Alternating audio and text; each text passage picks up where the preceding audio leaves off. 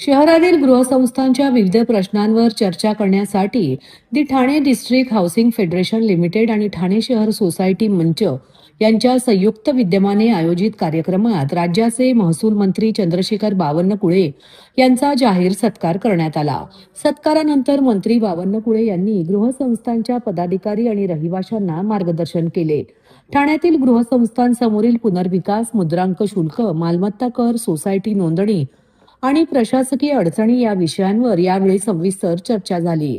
या कार्यक्रमाला आमदार संजय केळकर, आमदार किसन कथोरे, आमदार कुमार आयलानी, आमदार निरंजन डावखरे, आमदार माधवीताई नाईक, उपमहापौर कृष्णा पाटील, भारतीय जनता पार्टीचे ठाणे शहर जिल्हाध्यक्ष ॲडव्होकेट संदीप लेले, हाऊसिंग फेडरेशनचे अध्यक्ष नगरसेवक सीताराम राणे यांच्यासह भाजपचे पदाधिकारी, कार्यकर्ते, लोकप्रतिनिधी, हाऊसिंग फेडरेशनचे पदाधिकारी तसेच शहरातील विविध गृहसंस्थांचे रहिवासी मोठ्या संख्येने उपस्थित होते. यावेळी बोलताना महसूल मंत्री चंद्रशेखर बावनकुळे म्हणाले की ठाणे शहरातील गृहसंस्थांच्या समस्या सोडवण्यासाठी राज्य सरकार सकारात्मक आहे. पुनर्विकासाच्या प्रक्रियेत नागरिकांना त्रास होणार नाही याची काळजी घेतली जाईल. सोसायट्यांनी पारदर्शक आणि नियमबद्ध कारभार करावा. सरकार सर्वतोपरी सहकार्य करेल. गृहसंस्थांच्या माध्यमातून शहराचा पायाभूत विकास होतो. यामुळे या संस्थांना बळकट करणे ही सरकारची प्राथमिकता आहे, असेही त्यांनी सांगितले. कार्यक्रमाच्या सुरुवातीला हाऊसिंग फेडरेशनच्या पदाधिकाऱ्यांनी मंत्री बावनकुळे यांचा शाल, श्रीफळ आणि पुष्पगुच्छ देऊन सत्कार केला. यावेळी गृहसंस्थांच्या विविध मागण्यांचे निवेदनही मंत्र्यांना देण्यात आले. ठाणे शहराचा सर्वांगीण विकास आणि गृहसंस्थांचे सक्षमीकरण यासाठी राज्य सरकार सर्वतोपरी मदत करेल असा विश्वास यावेळी महसूल मंत्री चंद्रशेखर बावनकुळे यांनी व्यक्त केला. सीतारामजी राणे साहेबांना या ठिकाणी एवढंच सांगेल की जी काही अपेक्षा आपण सरकारकडे व्यक्त केली आहे, जे काही विषय या ठिकाणी मांडले गेले आहेत, 4 महत्वाचे विषय आपण मांडलेले आहेत, त्या 4ही विषयाला अंतिम करून 4ही विषयाचं उत्तर हो असं राहील. त्यामुळे सर्व कामं जेवढे काही तुम्ही सांगितले येणे रद्द केला, कुठले पैसे लागणार नाही, कोणी किती नोटिसा दिला असेल त्या सरकार रद्द करेल. जे आमचे तलाठी तुम्हाला डीप कन्व्हे झाल्यानंतर डीडीआर नंतर त्यानंतर वेगळ्या सुनावणी घ्यायची गरज नाही आहे. जसं डीडीआर कडनं डीप कन्व्हेन्सचं त्या ठिकाणी आलं, तात्काळ त्या ठिकाणी त्यांचे फेरफार केले पाहिजे, त्यांचे स्वामित्वात नोंद केली पाहिजे, त्यांचे प्रॉपर्टी कार्ड दिले पाहिजे. त्याकरता कुठली अडचण येणार नाही. आपल्या गृहनिर्माण सोसायटीचे नावं इतर अधिकारात आले पाहिजे का आले पाहिजे, निश्चितपणे आपण हा निर्णय करू. त्यामुळं या ठिकाणी ज्या ज्या अपेक्षा आपण व्यक्त केल्या त्या पूर्ण करू. या ठिकाणी मी एवढंच सांगेल की आपलं सरकार हे आपलं सरकार आहे. देवेंद्र फडणवीसजी अत्यंत लोकप्रिय मुख्यमंत्री आहेत आणि खऱ्या अर्थाने या राज्याला विकसित कोण करू शकतो तर देवेंद्र फडणवीसजी करू शकतात. या संकल्पावर आपल्याला काम करायचं आहे आणि म्हणून माझी विनंती आपल्याला आहे की एकच मी सांगेल की जे काही आम्ही 65 निर्णय घेतले, एवढे निर्णय काय वाटून होणार नाही, पण यातला सर्वात महत्वाचा निर्णय आता होणार आहे. तो निर्णय तुम्हाला आधीच सांगतो. येणाऱ्या नागपूरच्या अधिवेशनामध्ये, डिसेंबरच्या अधिवेशनामध्ये जो आतापर्यंतच्या कुठल्याही सरकारने, देशातल्या कुठल्याही सरकारने आणि जगातल्या केवळ 80 सरकारांनी, 80 देशांनी, 192 देशापैकी 80 देशांनी जो कायदा तयार केला, भारतात कुठल्याही सरकारने हा कायदा तयार केला नाही. कुठल्याही राज्य सरकारने हा कायदा तयार केला नाही. तो कायदा या अधिवेशनात आम्ही आणणार आहोत. त्या कायद्याचं नाव आहे लँड टायटलिंग ऍक्ट. त्यांनी हा कायदा आल्यानंतर जे प्रॉपर्टी कार्ड तुम्हाला मिळणार आहे, त्या प्रॉपर्टी कार्डवर तुमचं घर, त्याची संपूर्ण माहिती, यापूर्वीचे सर्व मालक यामध्ये येणार नाही, एकटाच मालक आज होईल. त्यापूर्वी किती त्याचे हस्तांतरण झाले असतील केळकरजी, ते हस्तांतरण बाद होतील. 7-12 जसं दाखवतं कोणाकोणाचे हस्तांतरण सर्व बाद होतील. सिंगल आज ज्याची मालमत्ता त्याचं नाव, त्यांच्या वारसदाराचे नाव, मालमत्तेची संपूर्ण डेटा, जमाबंदी आयुक्ताचा पूर्ण डेटा, म्हणजे घराची लांबी किती, रुंदी किती, उंची किती, प्लॉट किती, सर्व डेटा. आपल्या घराची जे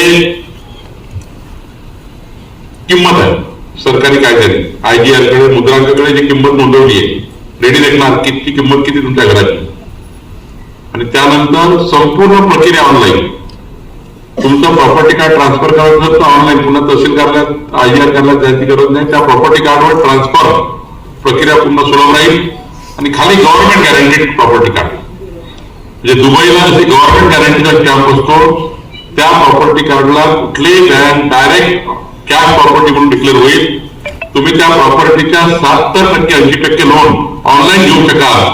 आणि निश्चित प्रॉपर्टी कार्ड हे तुम्हाला जे मिळेल, तुम्ही अमेरिकेत असाल, तुम्ही जगातल्या कुठल्या देशात असाल, त्या देशात जाऊन तुमचं प्रॉपर्टी कार्ड ऑनलाईन तुम्ही त्यावर कॅश मिळवू शकाल. तुमचं प्रॉपर्टी कार्ड एक प्रकारचं तुमचं जे बँकेचं कार्ड असतं, जे बँकेत पैसे डिपॉझिट असल्यानंतर आपल्याला जे कार्ड मिळतं, 2 प्रकारचे कार्ड, डेबिट कार्ड आणि क्रेडिट कार्ड.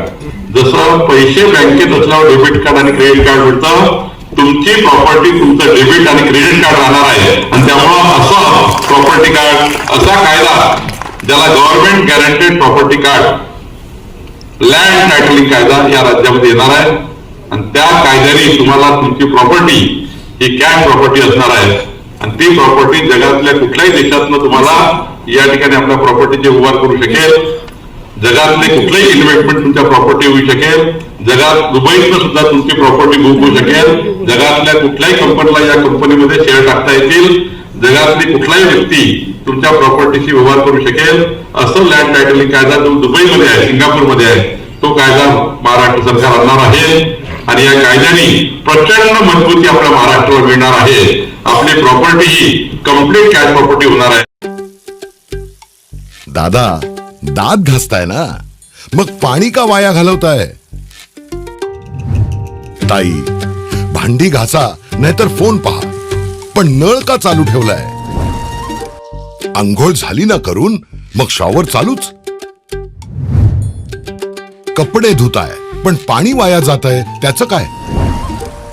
गाडी अशी धुताय आणि उद्या पाणी कायमचं संपलं तर? पाण्यासाठी किती जणांची वणवण होते. कित्येक कुटुंबांना तर पाणी मिळतही नाहीये. पाणी बोलत नाही, पण आपण त्याची किंमत जाणली पाहिजे. पाण्याचा अपव्यय टाळा, परिस्थिती भीषण होऊ शकते. प्रत्येक थेंब जपा, पाणी वाचवा. पाणी ही निसर्गाची देणगी आहे. पाणी निर्माण करता येत नाही. पाण्याची बचत हीच पाण्याची निर्मिती. ठाणे महानगरपालिकेतर्फे जनहितार्थ जारी.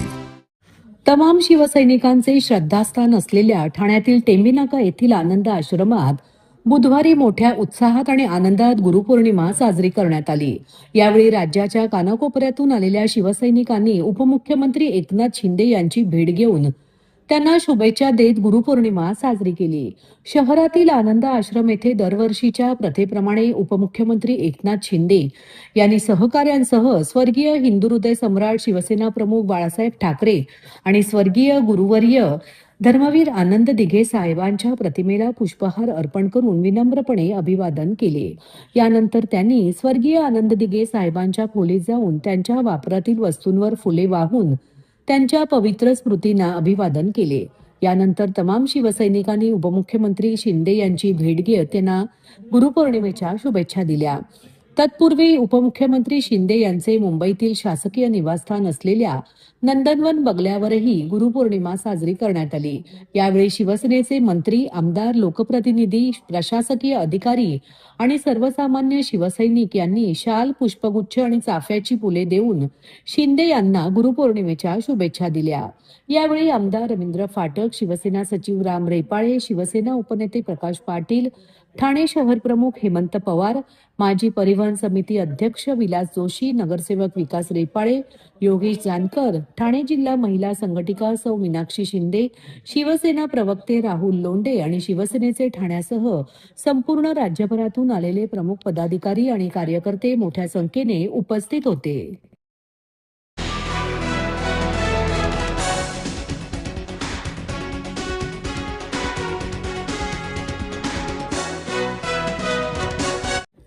गुरुपौर्णिमेनिमित्त आदित्य प्रतिष्ठान ठाणे व श्री स्वामी समर्थ संस्कार साधना केंद्र ठाणे यांच्या संयुक्त विद्यमाने बुधवारी 29 जुलै रोजी भव्य गुरुपौर्णिमा उत्सव मोठ्या भक्तिभावात साजरा करण्यात आला.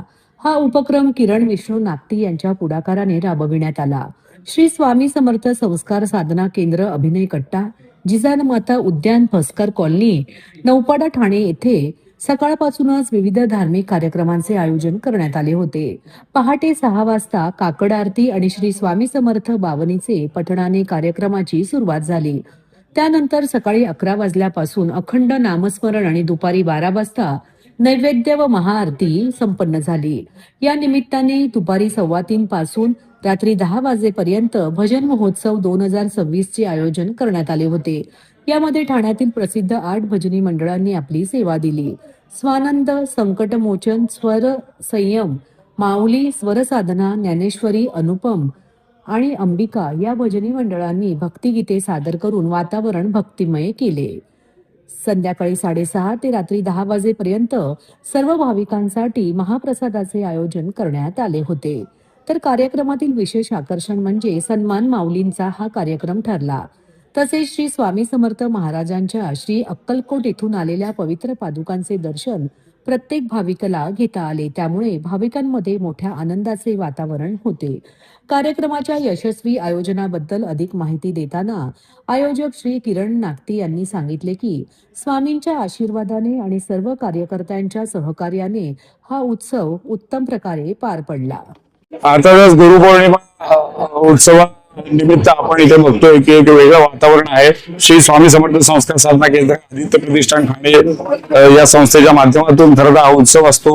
आपण बघतो एकीकडे भजन महोत्सव सुरू आहे आणि या भजन महोत्सवामध्ये एकूण 10 भजनी मंडळ आहेत जे आपल्याच विभागातली आहेत आणि ज्या पद्धतीनं या महिला या भजनाच्या कुठेतरी भक्तिरंगात डुंबून गेलेल्या आहेत. वयाचं कुठेच मला असं वाटतं तिथे भान न ठेवता भक्ती रसामध्ये संपूर्ण डुंबून गेलेले आहेत.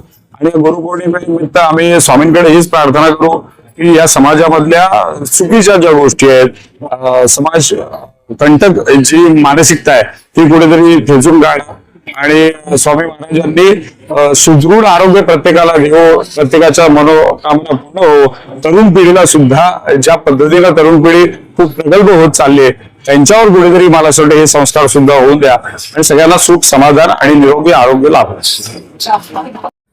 गेली 20 वर्ष ठाणे व परिसरातील दिव्यांग व्यक्ती, बहुविकलांग मुले आणि त्यांच्या कुटुंबियाच्या पुनर्वसनासाठी कार्यरत असलेल्या स्वयं बहुविकलांग मुलांचे पुनर्वसन केंद्र या संस्थेने आपल्या समाजसेवेतील सेवेचा एक महत्त्वपूर्ण टप्पा पूर्ण केला आहे.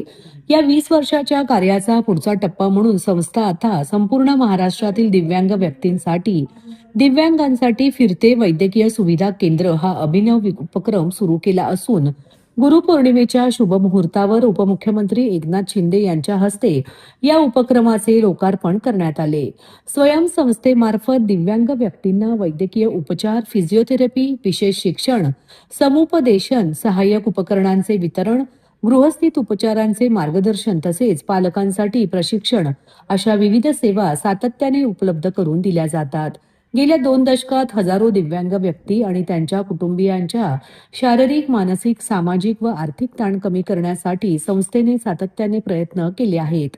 महाराष्ट्रातील ग्रामीण आणि दुर्गम भागात राहणाऱ्या अनेक दिव्यांग व्यक्तींना उपचार, प्रमाणपत्रे, सरकारी सुविधा आणि पुनर्वसन सेवा मिळवण्यासाठी वारंवार शहरात यावे लागते. दिव्यांग व्यक्तींच्या कुटुंबियांसाठी हा प्रवास शारीरिकदृष्ट्या कठीण तर आर्थिकदृष्ट्याही परवडणारा नसतो. विशेषतः मोठ्या वयाच्या दिव्यांग व्यक्तींना सार्वजनिक वाहतुकीने उपचार केंद्रात ने-आण करणे अनेक पालकांसाठी अशक्य होते. या समस्येवर उपाय म्हणून स्वयंसंस्थेने दिव्यांगांसाठी फिरते वैद्यकीय सुविधा केंद्र ही संकल्पना विकसित केली आहे. या प्रकल्पाचा मुख्य उद्देश महाराष्ट्रातील ग्रामीण आणि दुर्गम भागातील दिव्यांग व्यक्तींना त्यांच्या गावाजवळच आवश्यक वैद्यकीय पुनर्वसन आणि मार्गदर्शनाच्या सेवा उपलब्ध करून देणे तसेच त्यांच्या कुटुंबियांचा मनोसामाजिक आणि आर्थिक ताण कमी करणे आणि फिरत्या सुविधा केंद्राद्वारे वेगवेगळ्या सेवा उपलब्ध करून देण्याचा एक प्रयत्न आहे.